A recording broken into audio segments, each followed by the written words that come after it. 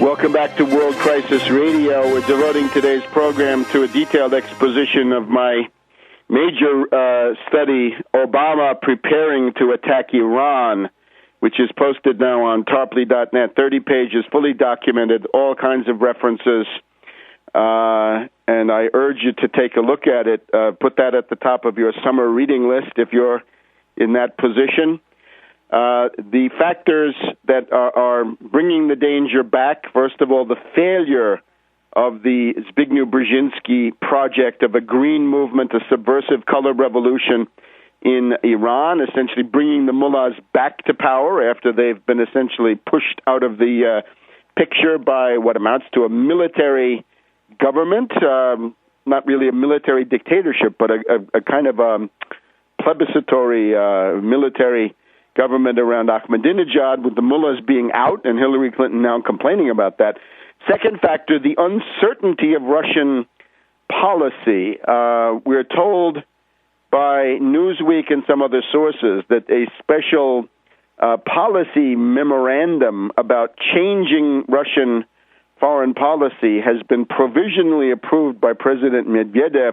It's called Program for the Effective Exploitation on a Systematic Basis of Foreign Policy Factors for the Purposes of the Long-Term Development of the Russian Federation. And the argument seems to be Russia needs the West, Europe, and the U.S. for modernization. This is what you see behind the Medvedev trip to Silicon Valley and California. And it means, therefore, an increasing propensity of the Medvedev side of the policy apparatus to pursue a conciliatory policy with the U.S. and with the NATO states, sometimes getting some concessions in return, but I'm afraid sometimes not. And therefore, we can say that there's a kind of double direction in the Russian policy. And we'll see that in just a minute. But the idea is that we can't be certain. We don't have this stern, fiercely independent Russian nationalist in the form of Putin. And I would certainly argue that Putin has been a factor, and still is, of strategic stability in the sense that he provided a kind of deterrence, a kind of dissuasion against what the Anglo-Americans might otherwise have done. The third factor, a very big one, is certainly the financial breakdown crisis. And just look back to the 1930s, right? We've said it before. Depression leads to dictatorship and therefore to world war. We have a depression. We have all kinds of police-state tendencies, no doubt about that. Will it lead to war? Specifically, how might it?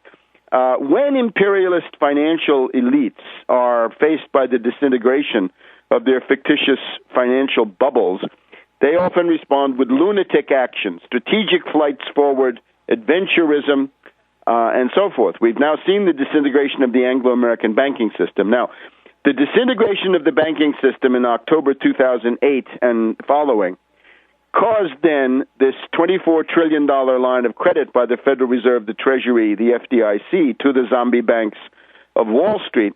This, of course, a tidal wave of new liquidity tends to weaken the U.S. greenback, and that's what we saw in the second half of 2009. And then we saw the counter strategy, right? We saw the Monness, Crespi, and Hart conspiratorial meeting in February of 2010, written up on Tarpley.net, with Soros, Paulson, John Paulson, Einhorn of Greenlight Capital, the famous short hedge fund artists, starting this speculative attack on the government bonds of Greece, Spain, Portugal, with the idea that that would create a crisis of the euro. So you could mask the decline of the dollar with the crisis of the euro. And we've seen that there was evidently a design for a blitzkrieg against the euro in the first months of, let's say, the spring of 2010 now, maybe May and June, for example, April, May, June, was supposed to be a blitzkrieg. It was supposed to lead to a panic flight out of the euro, the flattening of the euro, flight capital gone mad, essentially a run on the euro, parity and worse, losing 25, 30, 40% in a very short period of time. This has not materialized. Two factors have stopped it, I think. One, the vigorous countermeasures of the German government, the banning of naked credit default swaps, the first time a sovereign government has taken serious steps against the cancer of the derivatives plague. And they've also stopped naked shorts of German stocks, and I think also of the euro. Partly China supporting the euro, China not going along with the suggestions from the Financial Times of dumping the euro.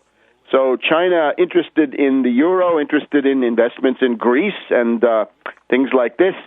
Result, the planned Anglo-American blitzkrieg against the euro has bogged down. It's failed. And, of course, when your blitzkrieg bogs down in the suburbs of Moscow, or even worse, the suburbs of Stalingrad, you're in an exposed position. So as long as the euro stays between $1.25, $1.30, which is, again, where it is this week, the Anglo-American plan has failed. Now, the forces of depression remain. Those are the 1.5 quadrillion of bankrupt and kited derivatives that now find a new victim. That bankruptcy is there, that they demand loot. One way to feed the loot is to flatten Europe and feed that all into the derivatives meat grinder. But if you don't do that, it looks like it could be the yen. You can't rule it out, but probably the British pound or the U.S. dollar directly. Now, how can you solve that? Well, if you've tried attacking Europe through the means of speculation, and this was a strategic, coordinated attack. This was not the market. These were specific individuals in a conspiracy. No other word for it. The alternative is to attack in a different way, and that, of course, is this idea. We've seen it from 1973 on. The idea is that you create a war in the Middle East, a big strategic crisis in the Middle East.